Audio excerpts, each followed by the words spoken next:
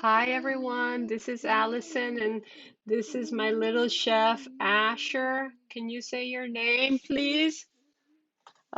He's a little shy today. He doesn't want to say his name, but he really loves cooking with me, so I always bring him here to cook with me.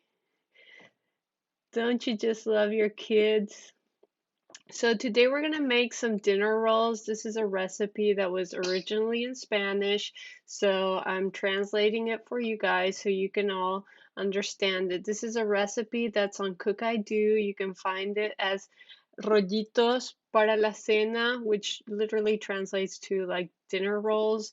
So I'm just gonna go ahead and prepare it for you guys in English, and I'm gonna write all the ingredients so that you can go ahead and do it. You can follow the recipe in Spanish and just use the English ingredients that I'm going to show you here. Okay, so we're going to start our recipe. We press start here, and the first ingredient that we're going to put in is actually flour. It's 620 grams of flour. So we're going to go ahead, open our mixing bowl, make sure that our scale is on tare. We always want to make sure it's with 0 grams or 0 ounces on it.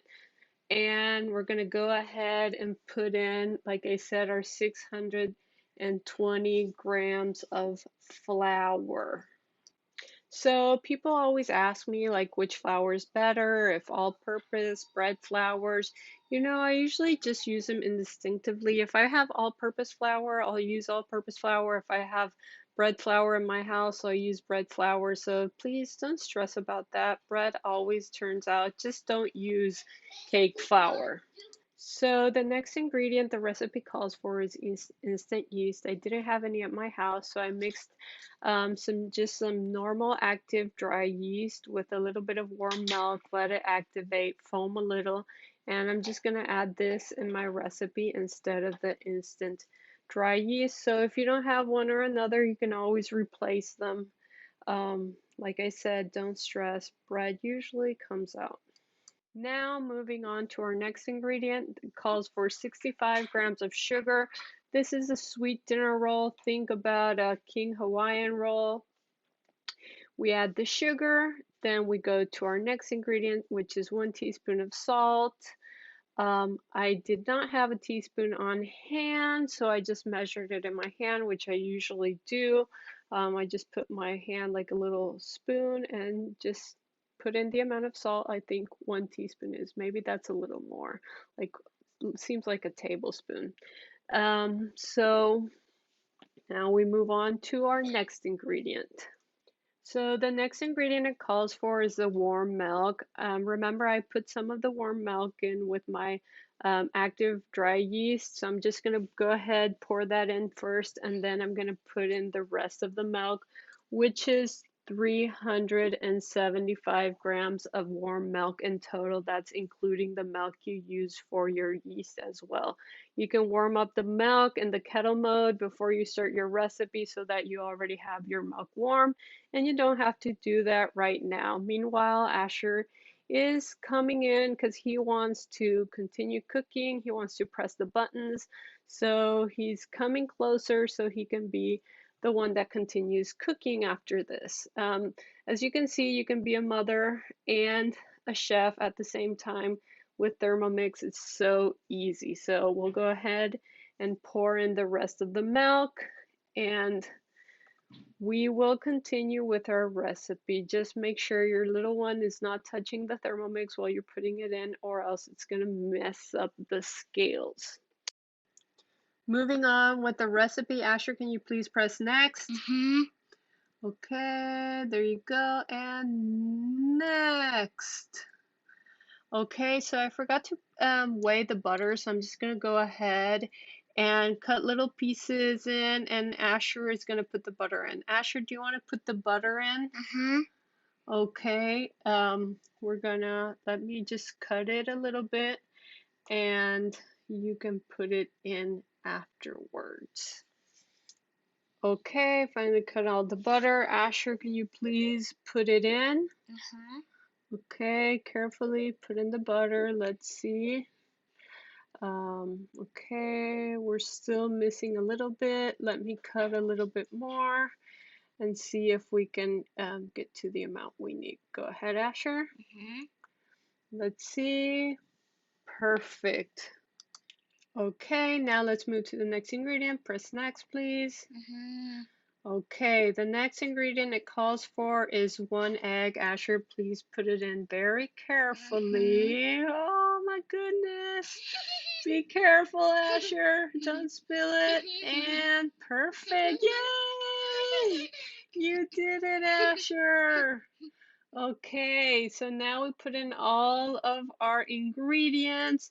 Asher, what, you got some egg on your hand? Let's look for something to clean that up. I cannot find anything, Asher. Can you look behind you, see if you see anything? Nothing. Okay, let's just move on. Next. Okay, moving on. Now we're just going to put the lid back on and we're going to start kneading our bread. Hey, thank you for the paper towels, Asher. You'll be able to clean your hands. Just a reminder, whenever you're kneading dough with your Thermomix, please stay near your machine so that if it starts moving, it doesn't fall off your countertop, which is something that could happen with the kneading mode. So just please, whenever you're kneading your bread, stay close to your machine. Let's put the lid back on. Asher, please help me with that. Thank you, son. He is such a pro with the Thermomix. Okay, Asher, please press next. And now we go to activate the kneading mode. Asher, please turn the dial so we can start kneading. Okay, so now our bread is going to knead for 3 minutes. And then it's going to stop. We're going to have to push all the ingredients down. And then we're going to add an extra 70 grams of flour and knead for another 5 minutes. I'm just going to delete this part of the video because it's going to get too long, but that's what we're going to do. Our first 3 minutes are up. I'm going to check the dough. Like I told you, we need to push down everything. That's how the dough looks after 3 minutes. I'm going to grab my spatula, show you how to push it down. Asher's going to actually do it for me because, you know, he's seen how to do it so many times. It's so easy to do. I think Asher was 3 years old when we recorded this, so it shows you that even a 3-year-old can do it. So it's super, super easy, user-friendly, easy for you to do. So now we put back our mixing bowl, Asher's pressing next, and we add the extra 70 grams of flour I told you about before. See, oops, let's see if we can make it. Yes, everything went inside the bowl, thankfully, but you know, sometimes it doesn't, and it's all okay. Asher presses next. Let's see, what do we do here? Okay, Asher, please press next. And now it asks us to knead the dough again for another extra 5 minutes. We put the lid back on, put on the the measuring cup, and next, start kneading. Our 5 minutes are almost up, so we're gonna just go ahead and wait for it to open. See, there it opened by itself. Asher presses next, and our machine is telling us to leave our dough to rise for at least 30 minutes inside of the mixing bowl, or 30 minutes or until it's double its size.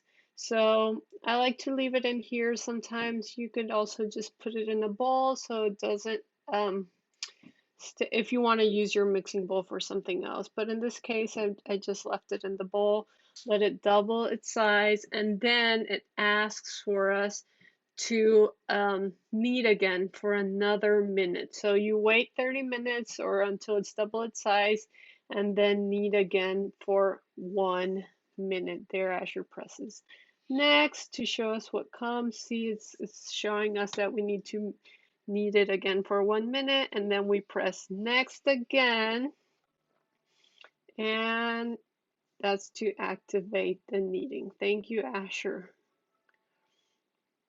Perfect. Let's see what's going on here. Okay.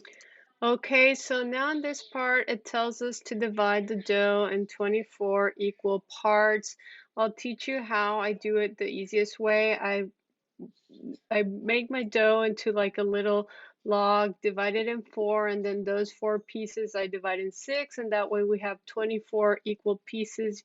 Then you just turn those pieces into little balls, and we have and we have the 24 equal pieces.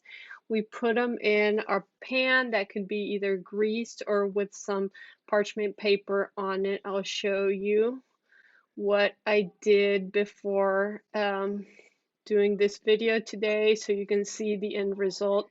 So those are my 24 rolls on the parchment paper, and see, they all came out the same size basically because I did that technique I was telling you about. Roll your donut log, cut it in four equal parts, then cut those four equal parts in six, and that's how you make 24 equal rolls. Once you have your 24 equal rolls, you're going to cover it with clear plastic and let it rise again for another half an hour or until it's double its size before we put it in the oven. So when the rolls are about the size you want them to be, you're going to preheat your oven to 180 degrees Celsius. That's 350 degrees Fahrenheit. You're going to take off the plastic paper, and when your oven's hot, you're going to put the rolls in there. You're going to cook them for 15 to 18 minutes, and if they start getting too golden beforehand, just put a piece of parchment paper on top or aluminum foil so that they don't get too dark. Mine came out pretty white, so you could go a little darker than this. And once you take your rolls out of the oven, you're going to grab some butter and you're going to put some butter on top of your rolls so that they all stay all pretty shiny and pretty and beautiful, and they're just going to be calling out your name for you to try one. Asher, do you want to try one of these bread rolls? They're so good. Here you go. Let's see. Oh, you want to grab it yourself? Be careful. It might be hot. Let's see. Asher knows what to do. Asher, let's see. I want to try one as well. How does that taste, Asher? As usual, he has to try it first.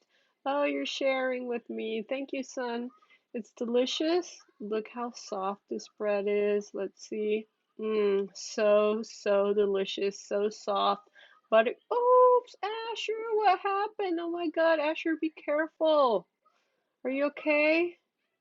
No, you're not okay? I think a little more bread will make you okay. Okay, well, see, this is real life. Sometimes these things happen. Asher, let's show our bread.